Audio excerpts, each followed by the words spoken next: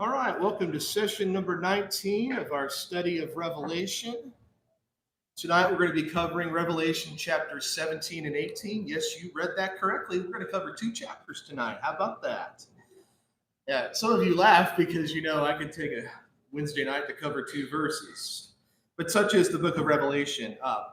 But truth be told, we've already talked a lot about chapter 17 in our study of chapter 13 because chapter 17 is an angel's explanation of what the symbolism in chapter 13 means. So, thinking back a few months ago when we looked at chapter 13, we not only looked at that chapter, we also looked at chapter 17, we looked at Daniel chapter 7, and Second Thessalonians chapter 2. It's a very intricate piece of prophecy that connects together a lot of different passages in both the Old and New Testament. So some of tonight will be review of what we talked about a couple of months ago, and some of it will be the material we didn't get to in chapter 17. And then chapter 18 is just basically a commentary on the harlot Babylon and sort of the lamentation that the world expresses for her fall. But before we get into that, let's just do a little bit of review from last night. We were talking about the sixth and seventh bowls of wrath in chapter 16. And as I shared with you last night, I believe bowl number 6 represents the decline and fall of the Ottoman Empire. This happened gradually over a period of a couple hundred years.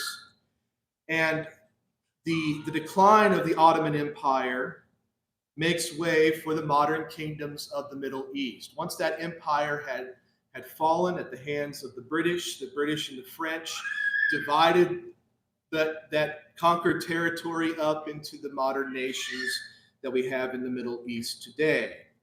We also talked about how at the same time that this decline was happening, there were a lot of dangerous doctrines, dangerous philosophies, dangerous ideologies that were emanating from the European continent. And we talked about how the decline of the Ottoman Empire put together with the false doctrines, the unclean spirits that went out into the world, that these factors worked together in order to gather the nations against God for that final day, that final battle called Armageddon. So bowl number 6 is a very relevant bowl because it happened within the last 100 years. And so did bowl number 7. And I just want to apologize as I get to this slide because some of you are following along in the note packet and you're not going to see this particular slide in the note packet. I sent Ginger all of these notes last week, and when I was going back into them today, I added a couple of slides, so please forgive me. There are a couple of things that needed to be clarified. So bowl number 7, we talked about last night, represents the two world wars. And I think in particular, the Second World War is probably what is intended. And as we read Neil Ferguson, the historian from the Hoover Institute at Stanford last night, who wrote this great book about this time period, he called it the greatest catastrophe in human history. And I think all of us would probably agree with that. Probably a lot of us have seen the movies that have been made about World War II. We've seen documentaries about this war, and I think we can agree that the loss of life combined with the Holocaust, combined with the brutality, combined with the destruction, World War II is an unparalleled event in human history. And that's one of the comments that's made about the seventh bowl, that there was an earthquake, and such an earthquake had never been seen before in the history of humanity. The hailstones that were falling from heaven weighing a talent seemed to foreshadow the extensive damage from artillery and bombs across Europe. And we looked at that little map that was basically a video compilation year by year showing the bombings in Europe and then over in the Pacific. But we focused in on that European continent and noticed the amount of bombs that were dropped on what we might call the throne of the beast, the very place where the beast's power was seated for over 1,000 years. And out of this momentous event, a new world order emerges, because the world that exists after World War II is far different than the world that existed prior to that point. And we could get into some of the decisions that were made in the final days of World War II and why those changes were made and how that was different, but that seems like that's a different discussion for a different time. The last thing we noticed in that seventh bowl is that rather than repent, this event caused men to curse God. And this is where we left off last night. I felt compelled to go back to these C.S. Lewis quotes because I kind of had to rush through the first one, but I think C.S. Lewis has a good perspective. He, of course, was an atheist. He converted to a flavor of Christianity and became a real defender of the Christian faith in the 1930s, 40s, and 50s. So he lived in this time period.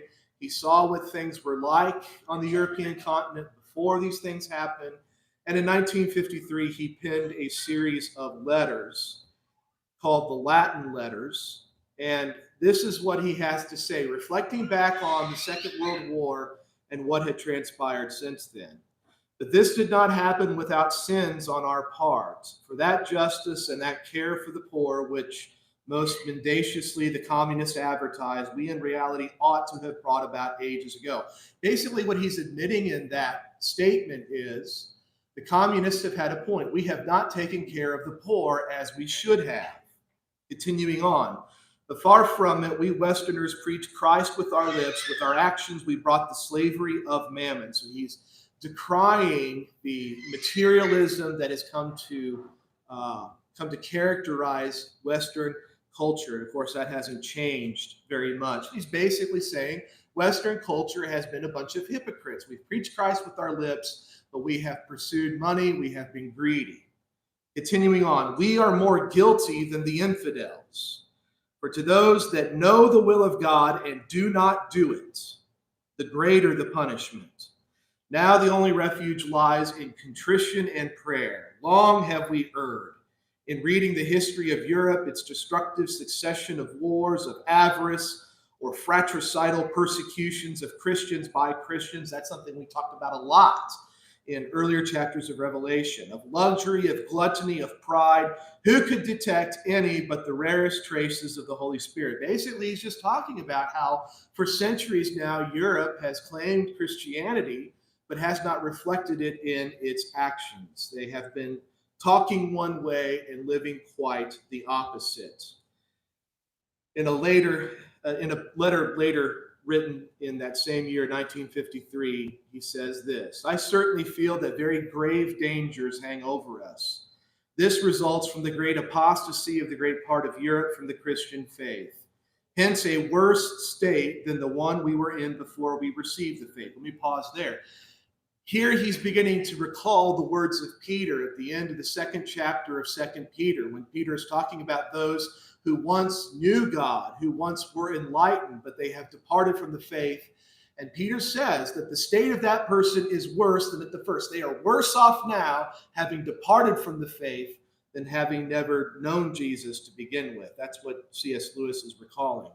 For no one returns from Christianity to the same state he was in before Christianity, but into a worse state. The difference between a pagan and an apostate is the difference between an unmarried woman and an adulteress. Therefore, many men of our time have lost not only the supernatural light, but also the natural light which the pagans possess. He's basically saying that the European continent is a spiritual tomb, and that now we are worse off than we were back in pagan times, back when our tribes were pagan in orientation.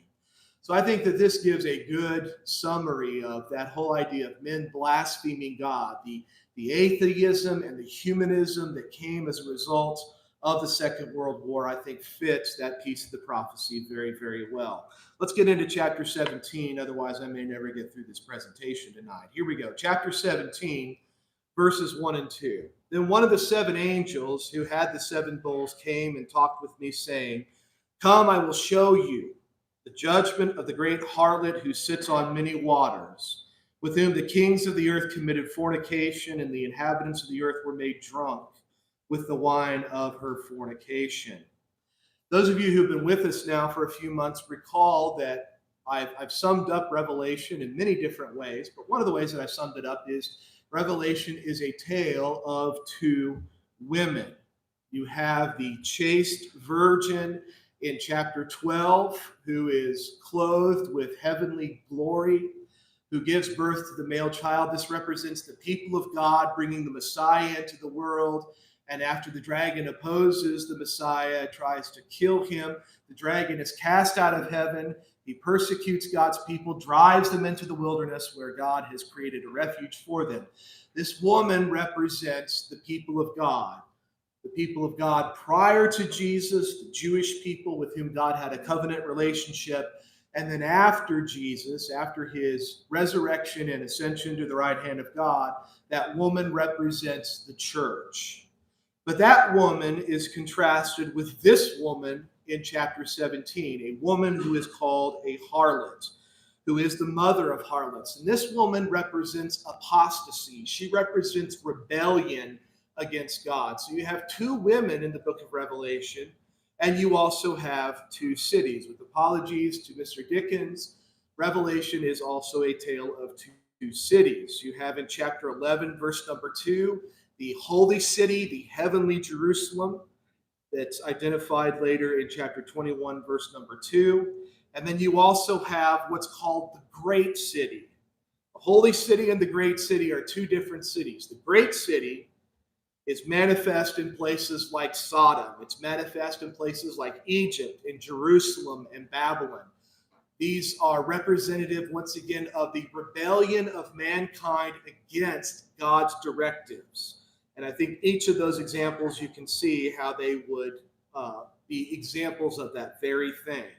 So Revelation is a tale of two women. It's a tale of two cities. Let's talk about this woman a little bit more. And in the 17th chapter, as I mentioned a couple of minutes ago, the 17th chapter is an angel's interpretation of the harlot and the beast. And I'm very thankful for this. Otherwise, we would be left to guess and to fill in the blanks on our own. So this is one of those instances where God interprets the symbolism for us so that we aren't left to guess, at least not in entirety. All right, let's read some more about this woman here in verses 3 through 6. So the angel carried me away in the spirit into the wilderness, and I saw a woman sitting on a scarlet beast, which was full of names of blasphemy, having 7 heads and 10 horns. The woman was arrayed in purple and scarlet and adorned with gold and precious stones and pearls, having in her hand a golden cup full of abominations and the filthiness of her fornication.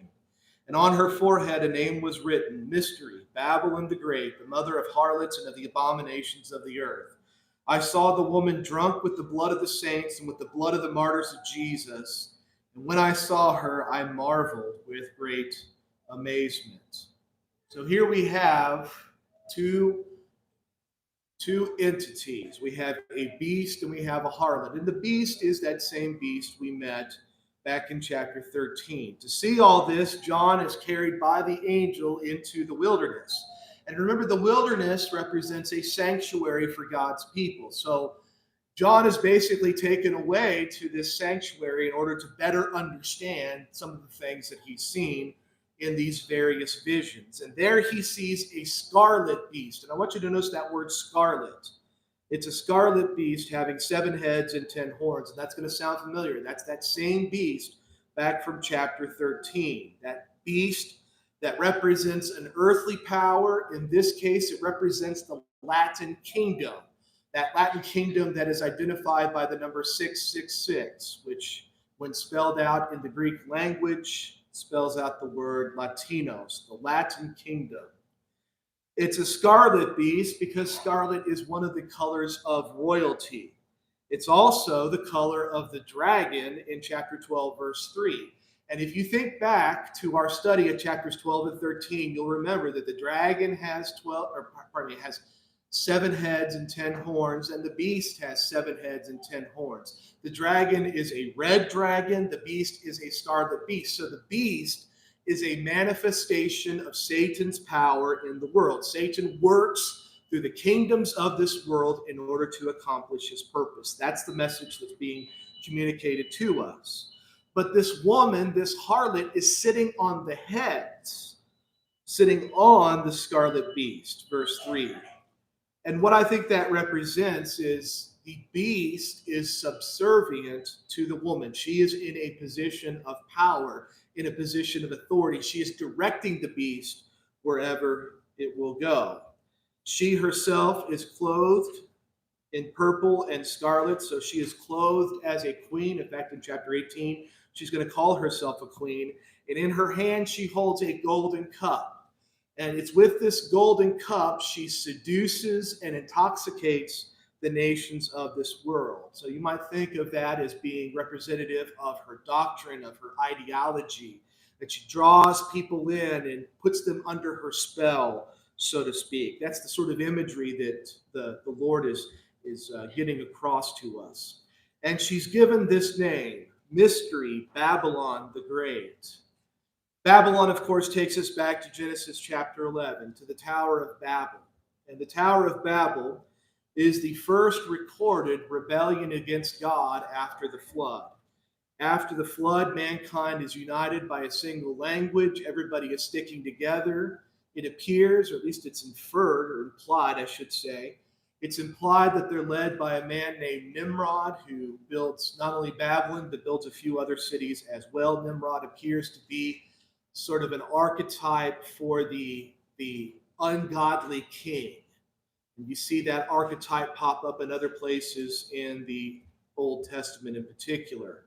But here, Babylon itself is used as an archetype. So it's prefiguring a spirit. It's the spirit of Babylon that's coming out in Europe. So the same spirit of rebellion that was present when mankind united to build this city and this tower, that same spirit is present in this woman. That's what God is driving home. The great city Babylon has popped up in places like Sodom and Egypt and Jerusalem. By Jerusalem, I mean the Jerusalem that crucified Jesus, the Jerusalem that rejected Jesus as their Messiah.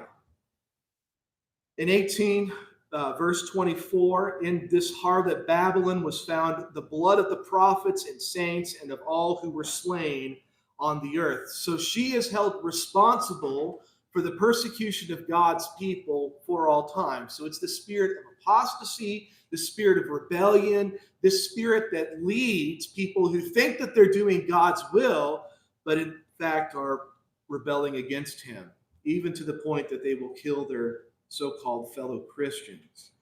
In the book of Revelation, Babylon, or Rome, I should say, is the manifestation of Babylon. Later on in the 17th chapter, verse 18, the woman who you saw is that great city which reigns over the kings of the earth. So what you have here is a spirit that just continues to pop up in different places all throughout human history. It's been in Babel, it's been in Sodom, it's been in Egypt, it's been in Jerusalem. Now it's popped up in Rome. And what this woman represents basically is allegiance to the beast. Let's keep moving here. Chapter 17, verses 7 through 11. And I know this may seem a little bit abstract, and I understand that, but when you get into talking about symbolism, I'm just not sure how concrete we really can be in either our explanations or our understanding. We are kind of out on the edge of abstraction here. Chapter 17, beginning in verse number 7. So remember, in verse 6, John was amazed by what he just saw. The angel sort of rebukes him. He asks, "Why did you marvel? I will tell you the mystery of the woman and of the beast that carries her, which has the 7 heads and the 10 horns. The beast that you saw was and is not, and will ascend out of the bottomless pit and go to perdition. And those who dwell on the earth will marvel, whose names are not written in the book of life from the foundation of the world, when they see the beast that was and is not and yet is. Here is the mind which has wisdom. The 7 heads are 7 mountains on which the woman sits. There are also 7 kings, 5 have fallen, 1 is, and the other has not yet come. And when he comes, he must continue a short time. The beast that was and is not is himself also the 8th, and is of the 7, and is going to perdition." Now, for those of you that have been with us the last few months, This is going to sound very familiar. We were talking about all of this back in chapter 13. So let's just take a moment to review this beast and what all these individual details represent. I believe the 7 heads of this beast represent the various stages of Roman power. The angel says that 5 have fallen. Remember, Rome, the Roman kingdom, existed in some form for over 2,000 years. So it went through phases. It went through an evolution, so to speak. And at John's day, 5 of these heads have fallen. 5 stages of power have passed. But John is alive during one of those heads, and that head is, of course, the principates, the emperors of Rome who rule from Rome in the west. This is the time period from Augustus, Octavian, until Diocletian in the latter part of the 3rd century. So this is the ruling head at this time period. He says the other head has not yet come, but he will endure for a short time. And we talked about how this seems to represent Constantine and the new form, if you will, of Roman government that he brought following the reign of Diocletian. So Constantine to the fall of Rome in the west. It's going to endure for a short time. Now, I just want to point this out. 7 mountains on which the woman sits. Let's all remember that Rome was known as the city of 7 hills. So there's some geographical connection with the symbolism as well. All right, so the beast seems to represent this Latin kingdom, this Latin power. But there's an 8th part. The beast himself is also the 8th and is of the 7. One of the interesting things that you can see in history is that while the Western Roman Empire fell in 476, out of its ashes arose this new power, what we call the Catholic Church. You could call it the Latin Church. You could call it the Church of Rome. We best know it as the Catholic Church. And as we read, a couple of different historians noted that the Catholic Church, all of its infrastructure, its hierarchy, the priests and the cardinals and the bishops, that entire organization was basically adapted from the Roman Empire bureaucracy. So Rome became the Catholic Church, or should I say the Catholic Church took these elements out of Rome and adopted them for herself. So that hierarchy, that form of government, if you will, became religious in its orientation. This, I believe, is the 8th. We also talked about these 10 horns a couple of months ago. The 10 horns represent those European nations that emerged from the Roman Empire. We know them by names like France and England and Switzerland and Germany and Austria and Poland, but they weren't always known by those names. But those powers emerged after the fall of the Roman Empire in the West. A few more things about the beast. Again, this is more of some of the things that we talked about earlier in chapter 13. The beast emerges from the bottomless pit. We learned that back in chapter 11, verse number 7, when the beast opposes these 2 witnesses. That beast ascends out of the bottomless pit, which once again connects the beast together with Satan, that the beast is the manifestation of Satan's power in the world. It's the tool that Satan uses to oppose God, to oppose his church. That's what I just said. Yeah, there we go. I jumped ahead of myself there on those bullets. Chapter 13, verse number 2, the dragon gave the beast his power, his throne, and great authority. But we are assured in the 17th chapter that the beast comes out of the bottomless pit, but the beast is going to perdition. This is an important detail. Perdition just simply means destruction. It means judgment. And what we learn later in chapter 19, verse number 20, is this beast continues to exist all the way to the day of Armageddon. In chapter 19, verse number 20, Jesus and his armies capture the beast, and with him the false prophet who worked signs in his presence by which he deceived those who received the mark of the beast and those who worshipped his image. These 2 were cast alive into the lake of fire, burning with brimstone. He is cast into perdition. This is God's judgment, God's fiery judgment. So I believe that this beast is going to continue to exist all the way until Jesus' return. and he's going to play an important role in bringing the nations of the world against the Lord. All right. Chapter 17, verses 12 through 14. I don't know. I may not get through chapter 18. We'll see. I was feeling optimistic earlier tonight. I'm not so sure anymore. Here we go. Chapter 17, verse 12. The 10 horns which you saw are 10 kings who have received no kingdom as yet. They receive authority for 1 hour as kings with the beast. These are of one mind, and they will give their power and authority to the beast. These will make war with the Lamb, and the Lamb will overcome them. For he is Lord of lords and King of kings, and those who are with him are called, chosen, and faithful. These horns represent the European kingdoms, the kingdoms that emerged following the decline and fall of the Western Roman Empire. And as the angel tells us, these kingdoms subjected themselves to the authority of the Catholic Church. As the angel states, these are of one mind, and they will give their power and authority to the beast. These kingdoms allowed the Catholic Church to persecute dissenting views of Christianity. We talked about the persecution of so-called heretics in the Middle Ages, where the Catholic Church leaned on the local authorities to carry out that persecution to begin with. But later on, it invented this thing it called the Inquisition, and it used tools like this basically to stamp out any dissenting views. If you did not accept the authority of the Catholic Church, if you didn't accept the authority of the priest, if you did not accept the authority of the papacy, if you just wanted to open the Bible and read it in your own language and understand it, you were considered a heretic.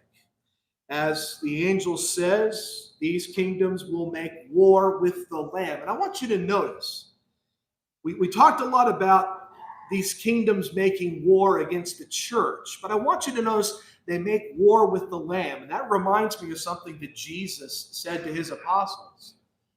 If they persecuted me, they will persecute you also.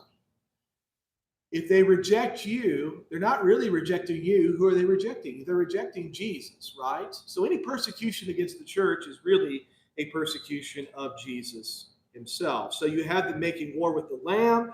You also have them making war with the saints to overcome them, back in chapter 13, verse number 7. Pushing on. I'm getting more and more optimistic every time I hit a slide. Here we go. Chapter 17, verse 15. Then he said to me, the waters which you saw where the harlot sits are peoples, multitudes, nations, and tongues. And the 10 horns which you saw on the beast, these will hate the harlot, make her desolate and naked, eat her flesh, and burn her with fire. For God has put into their hearts to fulfill his purpose, to be of one mind, and to give their kingdom to the beast until the words of God are fulfilled. And the woman who you saw is that great city which reigns over the kings of the earth. So he says these nations, these kingdoms, will come to hate the harlot. So the Catholic Church claimed ultimate authority over the peoples, multitudes, nations, and tongues across the whole world. And we talked about how once Europe began sending ships out and colonizing places like South America, Southeast Asia, that the Catholic Church began to assert its authority in more and more places. And the kingdoms of Europe cooperated with the Catholic Church for a time. They gave their kingdom over to the beast, but ultimately, each one of these kingdoms threw off the yoke of Catholicism.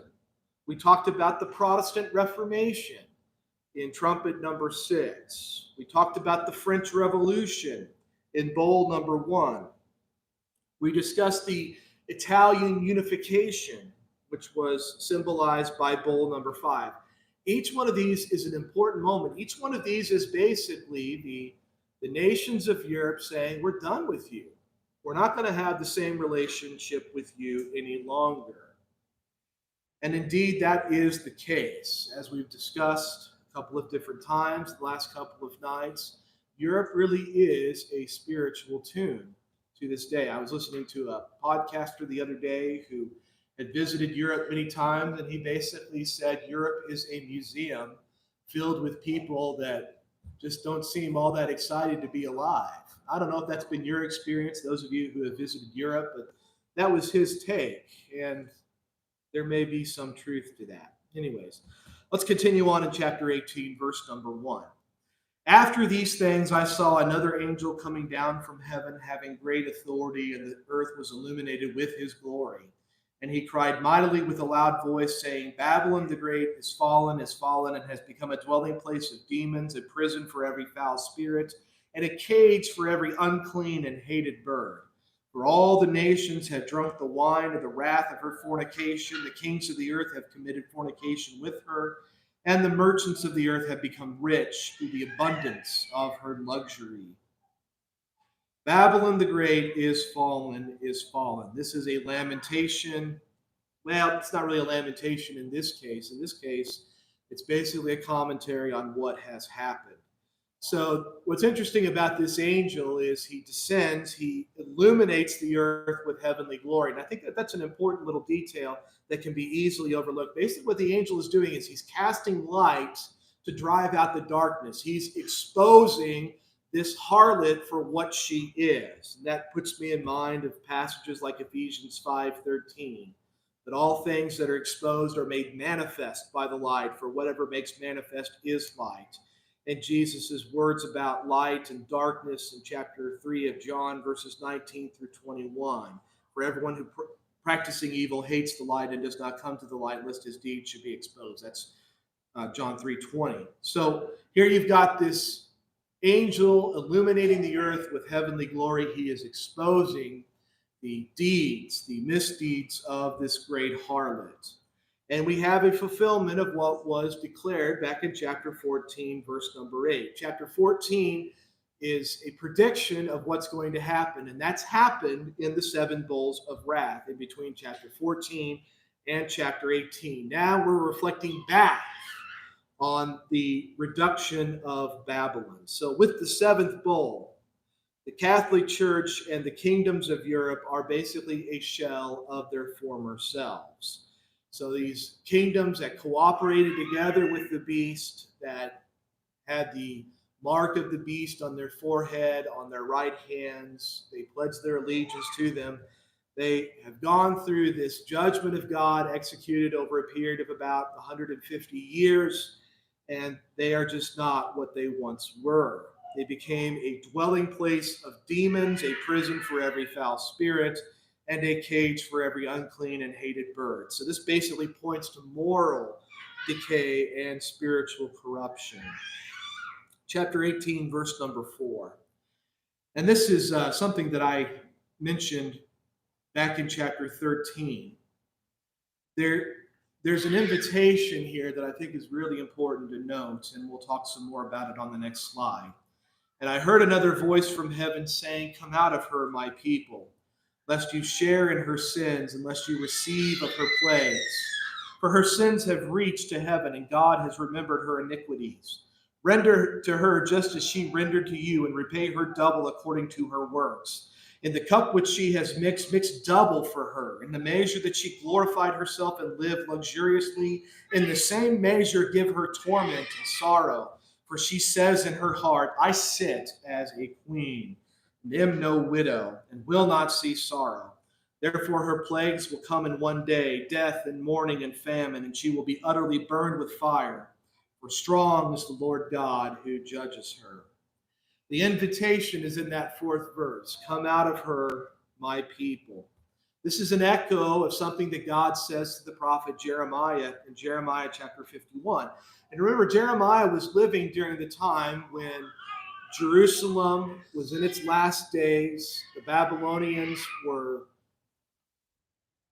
progressively conquering Judah and Jerusalem more and more until finally it fell in 586. And in Jeremiah 51, there's this invitation. My people, go out of the midst of her, and let everyone deliver himself from the fierce anger of the Lord. Remember, Babylon carried Judah captive back to the land of Babylon, and they were to serve their sentence for 70 years. But God wants them to return. Come out of her, my people. Deliver himself from the fierce anger of the Lord. It's that same sort of invitation. So you have people who have been corrupted by this apostasy, and there remains hope for them.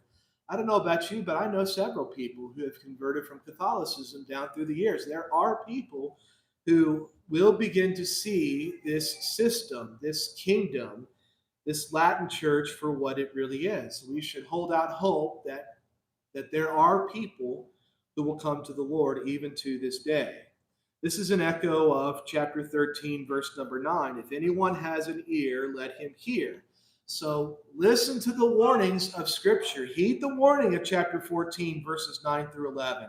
In those three verses, God warns, if you cooperate, if you go along with the beast, if you allow the beast to take ownership of you, if you become a part of Babylon, there's only one destiny for you, and that's fire and brimstone. That's how this whole thing is going to end.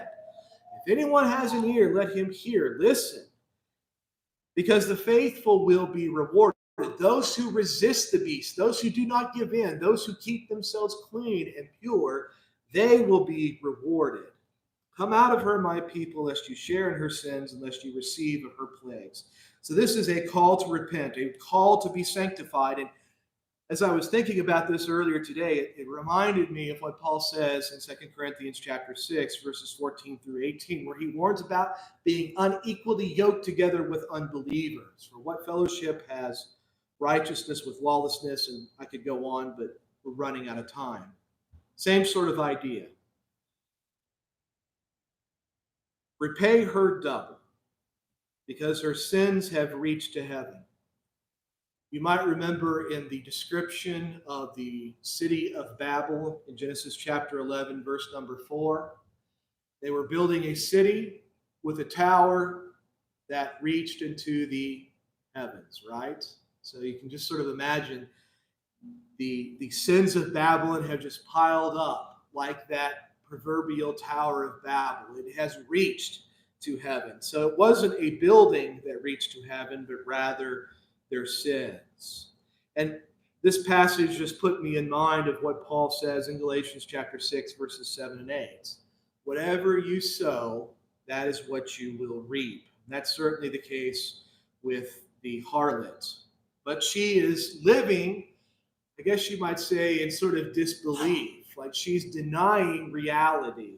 I sit as queen, I am no widow, and will not see sorrow. So God has judged her. He has judged her harshly. All kinds of terrible things have happened to her, including that terrible Second World War. I didn't mention this earlier, but this just came to mind. Are you aware that the Pope who ruled during the Second World War never once denounced the Holocaust? Not one single time.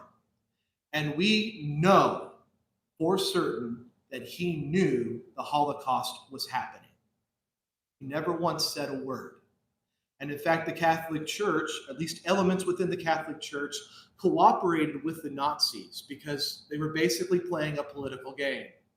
They figured fascism was better than communism. Communism was atheist, it was secular, it was intent on destroying all religion, whereas fascism, at least, was paying lip service to Christianity in some way. This is just not a good reflection on this particular body. And that's the sort of denial that I think fits with this piece of imagery. This harlot is blinded by pride. And this is basically just an echo of Isaiah 47, verses 7 through 10, which is once again talking about the ancient city of Babylon. And you said, I shall be a lady forever, so that you did not take these things to heart, nor remember the latter end of them. Therefore hear this now, you who are given to pleasures, who dwell securely, who say in your heart, I am, and there is no one else besides me. I shall not sit as a widow, nor shall I know the loss of children. But these two things shall come to you in a moment, in one day.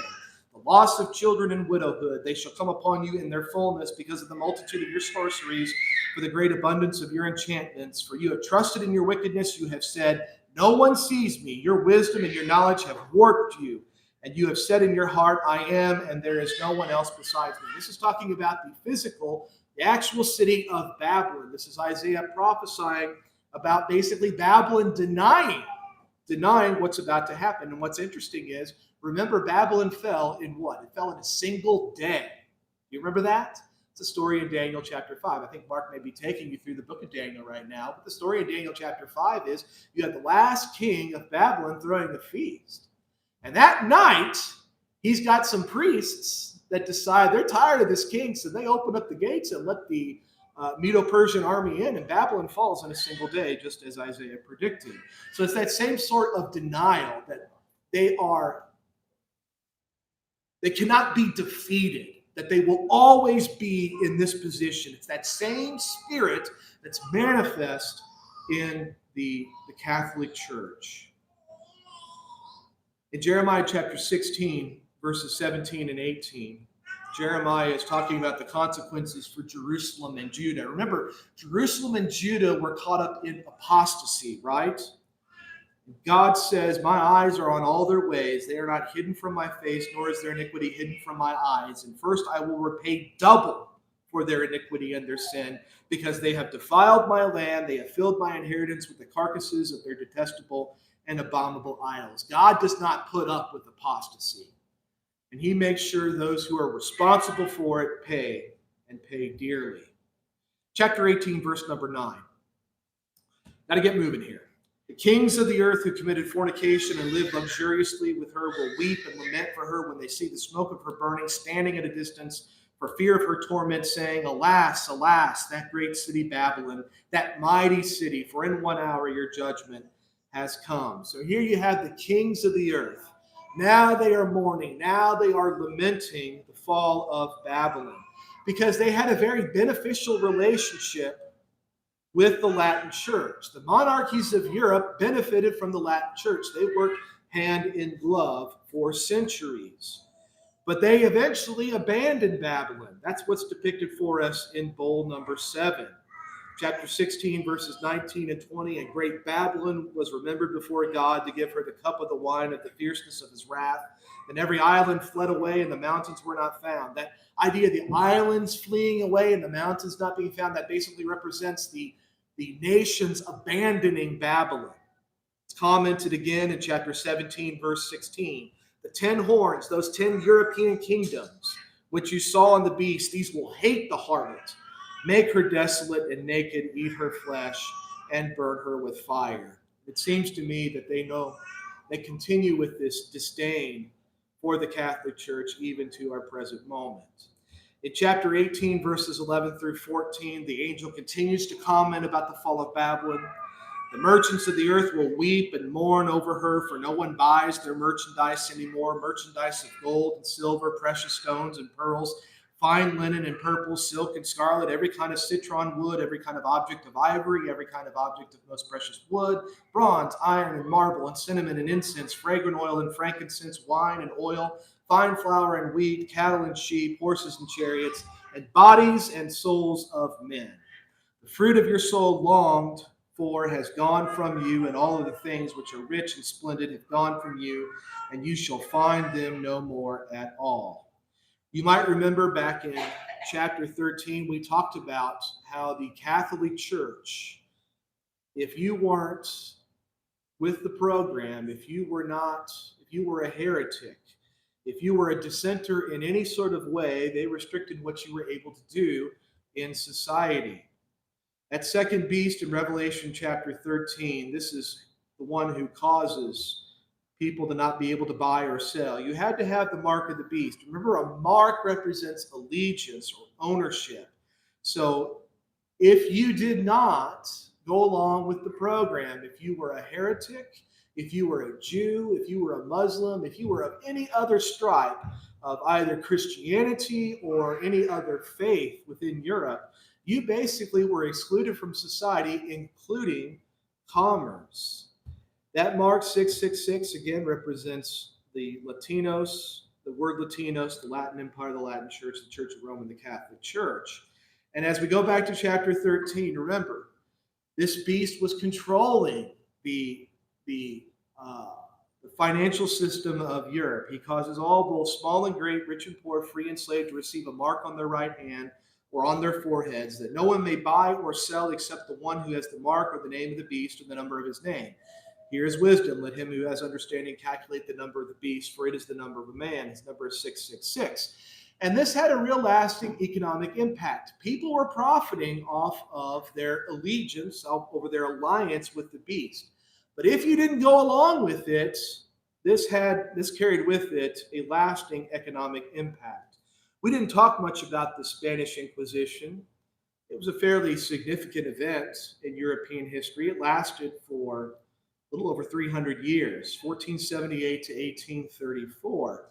And one of the interesting things is we still have about 67,000 records from the Spanish Inquisition that we can go back and review and find out what exactly was happening in this persecution of heresy. In those documents, we find that people were fined, their property was confiscated, the guilty were shunned from society. And a study was done by the University of Sydney recently of these regions of Spain where the Inquisition was the heaviest. And this is what they found.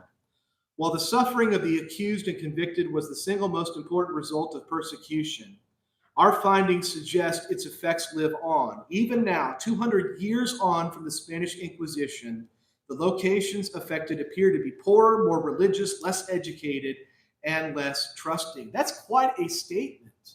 So here you have a sense of just how far the reach was of the Catholic Church.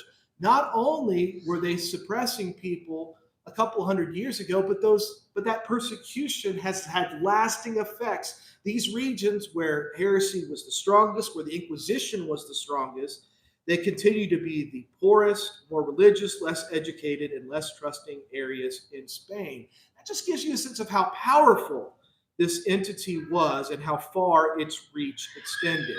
If you were with them, if you had the mark of the beast, if you were cooperating, you could make good money. You could make a lot of money. But anybody who dissented was going to be put on the other side of things. And of course, we also see in this the profits that religion can bring. And by profit, I don't mean P-H-E-T, I mean F-I-T, profit. Religion is profitable.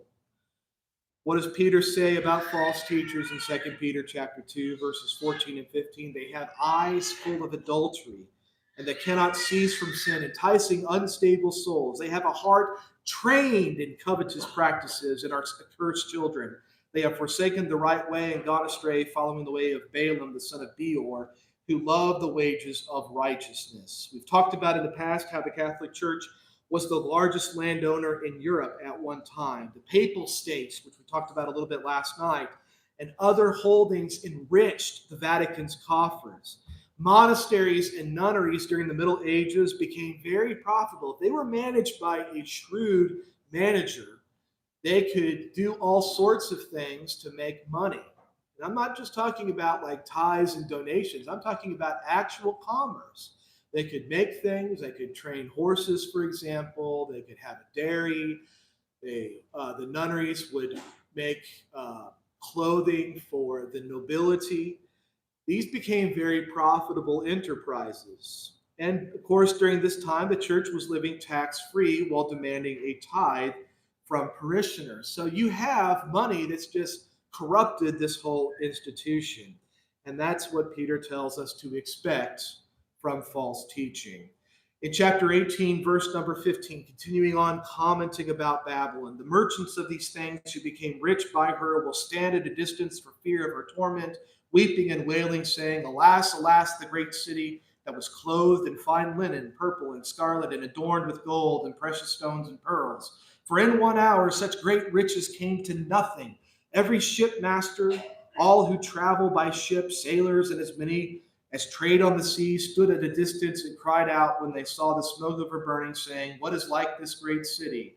They threw dust on their heads and cried out, weeping and wailing, and saying, Alas, alas, that great city, in which all who had ships on the sea became rich by her wealth. For in 1 hour she is made desolate. Rejoice over her, O heaven, and you holy apostles and prophets, for God has avenged you on her. So what is promised in this is swift judgment. The world marveled at the beast in chapter 13, verse number 4. This beast was powerful, it was formidable, it was indomitable. And in verse number 18, that same sort of attitude, that same sort of admiration is being expressed by these merchants as they think back to what Babylon was and how much money they were making and how powerful they had become. In verses 8, 10, 17, and 19, we see that the judgment of God is very, very swift in either one day or 1 hour. And what I see in this is not only a swift judgment, but an unexpected judgment, something that would be a surprise, so to speak. And that, of course, just fits with what Jesus predicts about judgment.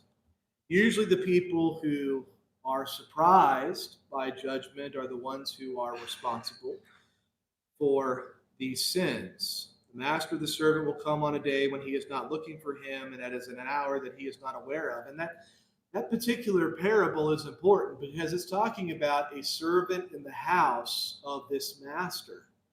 And that servant is beating his fellow servants. And that, I think, depicts the Catholic Church in the Middle Ages and on into the 18th, 19th, 20th centuries. So we see in these verses God's justice for her victims. Verse 13 says she trafficked in the bodies of souls of men.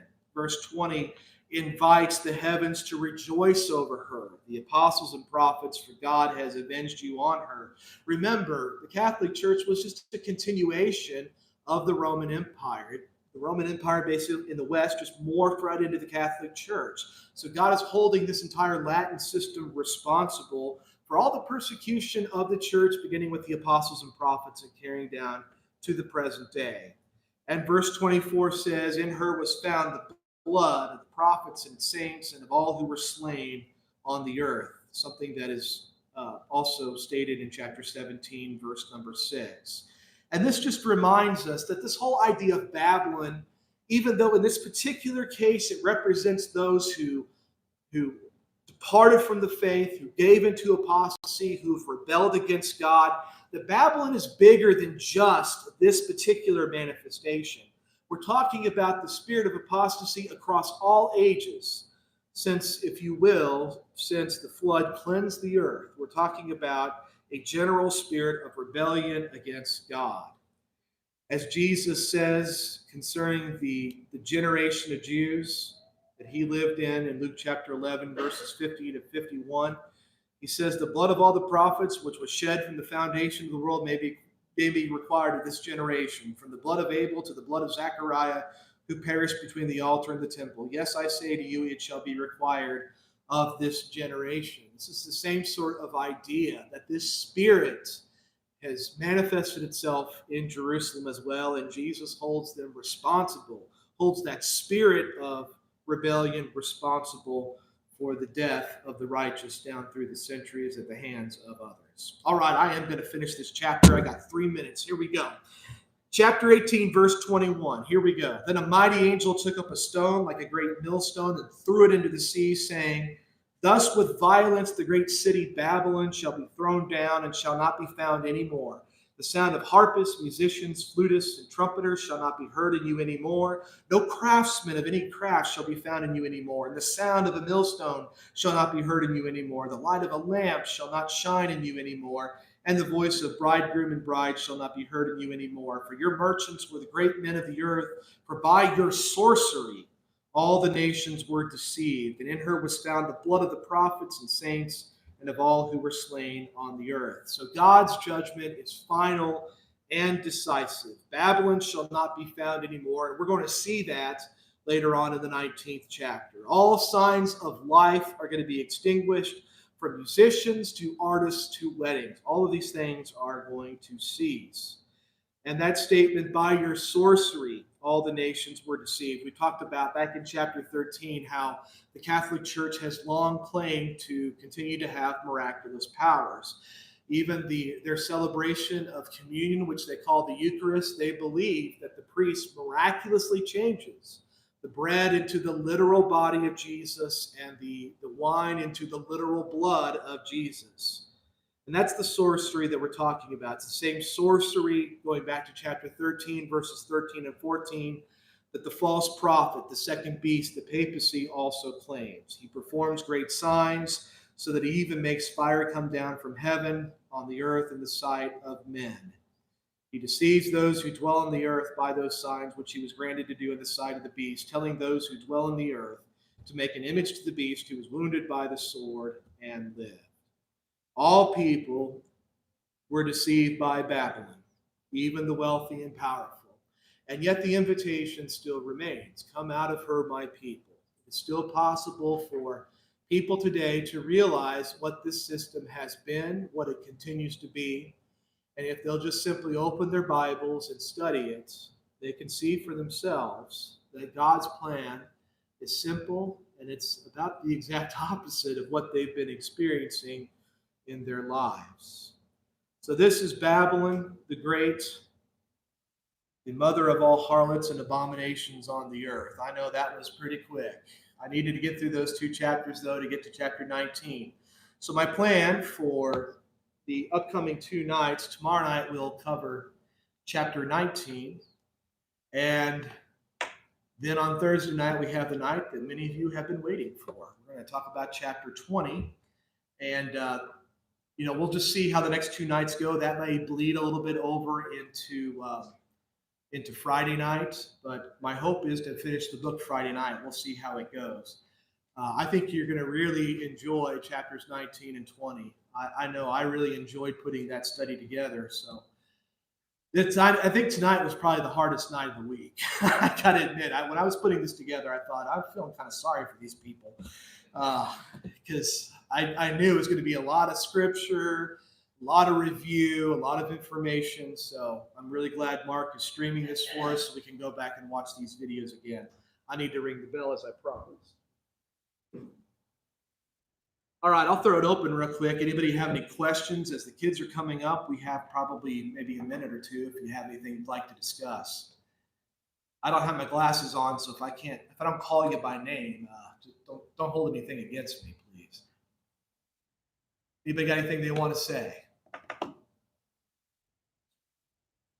All right, well, feel free to approach me afterwards. I'm glad to answer any questions later. And email me, message me, text me, call me. Be glad to talk about any of this with you at any point down the road.